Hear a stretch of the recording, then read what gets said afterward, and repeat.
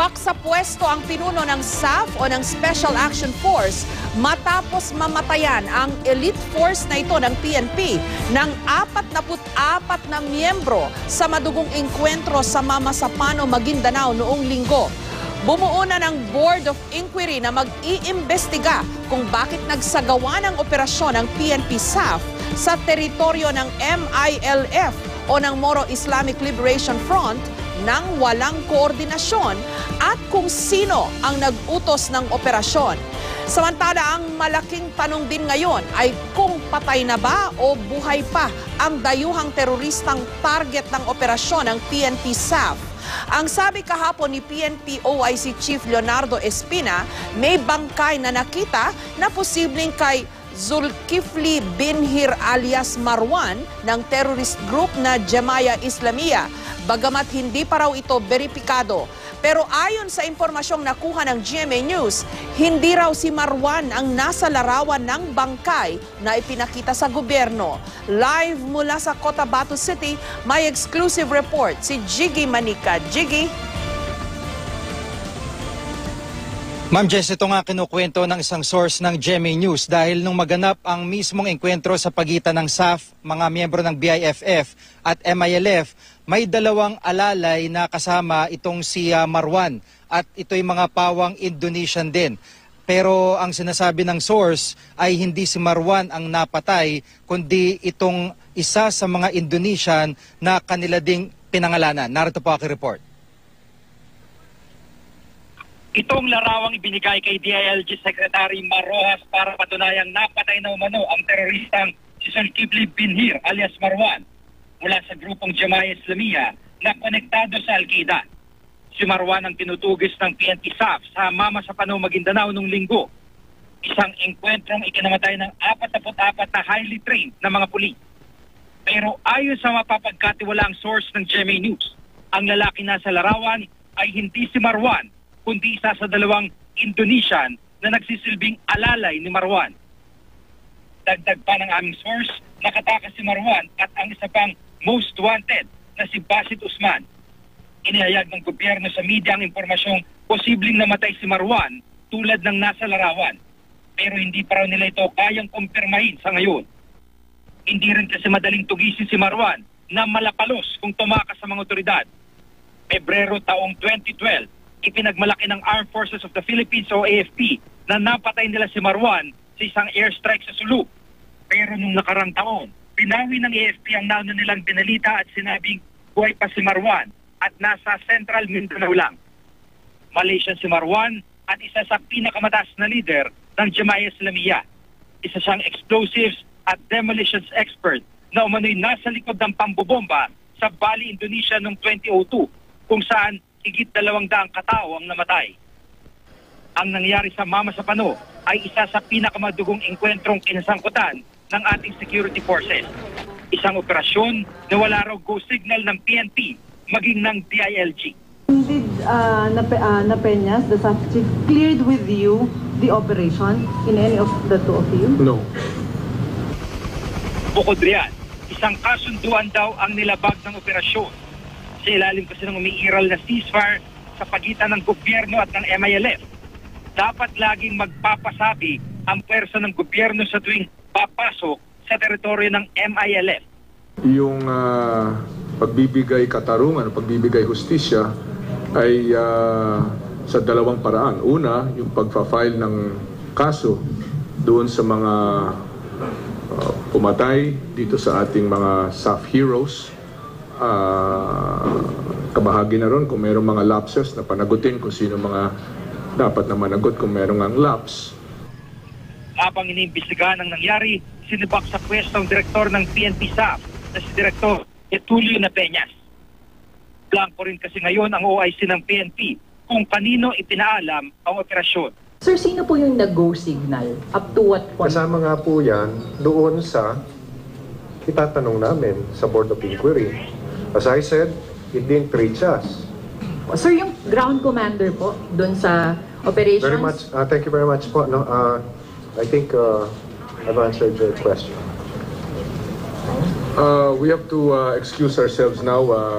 We will be providing a second report to the President. Basta ang paglilinaw ng pamahalaan ngayon, walang ikinakasang military operation sumama sa pano sa Maguindanao. Kaya habang tahimik pang sitwasyon, tuloy ang buhay para sa mga residente rito. Natatakot. Tatakot ka? Oo.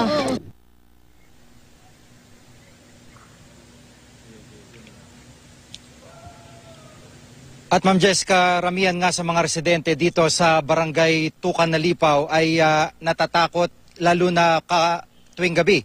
At ang sinasabi nila, handa silang lumikas anumang oras sakaling magkaroon muli ng bakbakan. Ma'am Jess. Jiggy, paano nangyari na major operation? Walang duda, major operation ito given yung stature nitong tinutugis nilang terorista nitong si Marwan, na foreigner pa man din. At saka yung laki ng bounty o yung reward money na nakaatang sa kanyang ulo. Walang dudang major operation ito. Ano ang impormasyong nakukuha mo? Paano nangyari na hindi alam ng pamunuan ng PNP itong operation na ito ng PNP SAF? Elite force nila to, ha? Dito sa impormasyon na aking nakuha, Ma'am Jess, ay isa sa mga, kumbaga, nag-call nung operation talaga ay yung nagsilbing ground commander na may ranggong major. Hindi ko muna papangalanan hanggat hindi nagsisimula investigasyon ng PNP.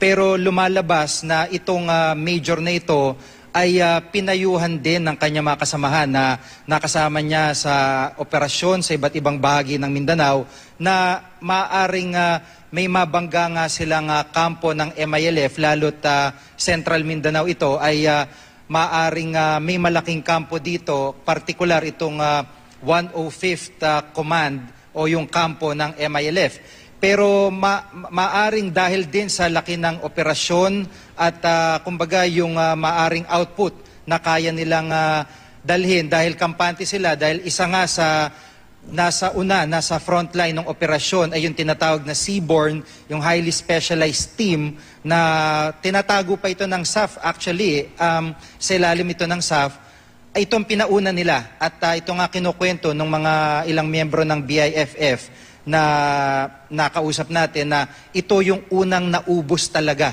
sa hanay ng SAF dahil nga ito yung unang napalaban sa kanilang tropa. So parang lumalabas na maaring sa panig nung SAF ay hanggang dun sa level nung nag-call ng operation, itong mismong nagsilbing ground commander ang nag-call para i-go yung operation. At binuo ito, hindi lang iisang team ang nagtrabaho dito. Merong galing sa 4th Special Action Battalion, 5th Special Action Battalion na nasa may area ng Zamboanga at itong grupo ng Seaborn na nanggaling naman ng Bikutan, Ma'am Jess. Kasi batay dun sa mga initial information na nakuha natin, no? Tama ba na 10 hours nagtagal yung firefight? Ang tanong ko ngayon, sa loob ng 10 hours na yan, madaling araw hanggang hapon na yata natapos, wala bang reinforcement na naipadala ang gobyerno, yung ibang military units dyan, considering na merong mga nakapaligid na mga military contingents dyan? And anong nangyari dun sa 10 hours na yon, considering na may mechanism dapat sa pagitan ng MILF at ng gobyerno na pag-usapan yung mga ganyang operations na wala ngang coordination na nangyari prior, di ba? Pero heto, nagbabakbakan na sila at 10 oras silang nagbabakbakan. Ano ang ginawa ng mga namumuno dun sa supposed mechanism sa pagitan ng MILF at ng gobyerno? Jiggy. Unahin muna natin, Ma'am Jess, itong naging lakad ng mga miyembro ng SAF. No, kung totoo yung kinukwento ng mga residente ng barangay Tukan na Lipaw na pinuntahan natin kanina, ang sinabi nila na talagang napakarami nung pumasok sa kanilang lugar at nagulat din sila dahil madaling araw ay biglang nagdatingan yung mga sasakyan. Hindi mga truck, pero mga maliliit na sasakyan daw ito, biglang pumasok sa kanilang barangay. Yung kasing barangay na yun, isang mahabang stretch ng highway, siguro mga mula sa crossing ay mga 3-4 na kilometro. At pagparada pa lang ng sasakyan ng SAF sa lugar, kitang-kita agad sila sa pwesto, mula sa pwesto ng MILF. Ibig sabihin, mataas yung highway, matatanaw agad yung mga headlights nila, mga ilaw nila, yung mga movement nila, kitang-kita agad doon sa area.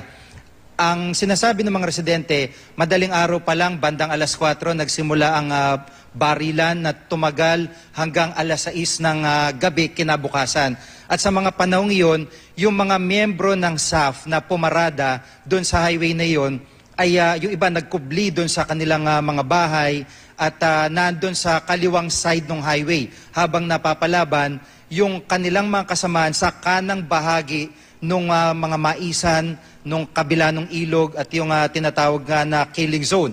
So, kumbaga, yung responde nung kanilang mga kapwa SAF ay hindi rin kumbaga na-implement ng maayos dahil nga sa lakas din ng armas na naririnig, yung putukan na naririnig ng mga residente na kinukwento sa atin. At isa nga dun sa mga impormasyon na nakuha natin, bagamat humingi sila ng reinforcement, sabi ng military ay huli na at baka lalo lang lumala ang sitwasyon, lalo't may nagaganap na peace talk sa pagitan ng MILF at ng pamahalaan, Ma'am Jess. Kasi eventually nagkaroon ng ceasefire kasi kaya daw tumigil yung putukan. Pero masyadong mahaba yata yung itinagal nung bakbakan. 10 hours or based sa kwento mo, mas mahigit pa sa 10 hours pala. May mechanism na supposedly in place sa pagitan ng MILF at ng gobyerno. Bakit kaya hindi napabilis yung mekanismong yan para masabi na, oy, tigil muna tayo kasi pala, ano pala ito, operation pala against a terrorist. Bakit nag-fail? Or kung hindi man nag-fail, why did it take so long? 10 hours or even more bago nagkaroon ng ceasefire para natigil na yan, napakahabang putukan na yan? Ang kinukwento, Ma'am Jess, ng mga taga roon sa barangay Tukan na Lipaw ay maari daw sa sobrang intense nung labanan, may mga namamatay sa magkabilang panig. Lahat sila din, pati yung mga taga barangay ay talagang hindi na makalabas. May mga radyo sila para radyohan yung maaring radyohan, yung MILF dahil malapit lang. Kanina nga, katunayan, habang kami nagsushoot ng mga bata na nagbabalat ng mais, yung kung natatandaan yung video namin, may umikot sa amin na 2 miyembro ng MILF at tinitingnan kung kami ba ay kumbaga neutral, quote-unquote, forces o kalaban. Inikutan kami, naka-armalite sila at hindi sila pumayag na magpa-shoot, umalis din agad-agad. Ibig sabihin talagang malapit na malapit lamang yung lugar ng MILF doon sa lugar ng mga residente. Pero ang problema, sa sobrang takot din ng mga taga-barangay, yung mga residente, walang naglakas loob na lumabas. Halip lumikas sila. Isang bagay yon. At ang nakikita ko nga dito, yung ceasefire, kumbaga nangyari lamang yun nung maramdaman ng MILF na wala na nagpapaputok sa kanilang kalaban dahil naubos na nga nila. So kaya tumigil na rin itong MILF o BIFF sa kanilang pagpapaputok din. Kahapon may nakausap kang survivor, no? Yung pulis na wala ng damit kamo sa pang-itaas nung nakita nyo na takot na nagtago lang dun sa may mga water lily o water hyacinth kaya siya nakaligtas. Ano pang mga ibang impormasyon na nakuha mo sa kanya, Jiggy? Sinong nag-utos nitong operasyon na ito? Bakit hindi sila nagpaalam? Gayong identified itong Mama Sapano bilang teritoryo ng MILF Totoo yan, Ma'am Jess. Actually, dito sa aming video doon sa PO2 na katunayan ay nasa listahan pa hanggang kaninang umaga ng PNP bilang isa sa mga namatay. Akala nila namatay ito ay hindi kami pinayagan na magtanong. Yung camera namin na pang-broadcast talaga ay pinaalis nila para daw sa security reasons at undergoing debriefing yung police. Pero pinayagan niya ako na kahit papano, pinayagan nila ako na kahit papano na makakuha ng cellphone video at kung ano lamang yung tinatanong nung intel officer nila, kung ano yung naging kondisyon niya at yung kanyang inabot, ay yun na lamang ang kanyang ikinwento. Pagkatapos noon, kagad siyang sinakay sa van at hindi na namin alam kung saan dinala ng SAF. Hanggang ngayon ay maaring pinagpapahinga siya o itinatago ng kanyang mga kasamahan. Pero isa doon sa mga kwento na very striking sa akin, nagulat daw siya na yung lahat ng mga bahay doon sa lugar ay yung pala mga MILF. Ibig sabihin, kung ganito yung kanyang reaksyon, talagang hindi sila na-orient ng tama sa lugar, hindi sila na-orient ng tama sa terrain, at ikinagulat niya na pagpasok niya sa mga bahay, puro armado yung mga bahay niyang pinagtaguan, at kinuwento nga niya na yung ilan sa mga residente na tumayo ay pinagbabaril pa. On record, John, doon sa video na nakuha namin. Pero armado yung kanyang nakalaban din doon sa parting yon. Ma'am Jess. Maraming salamat sa iyo at ingat kayo dyan, Jiggy Manikan.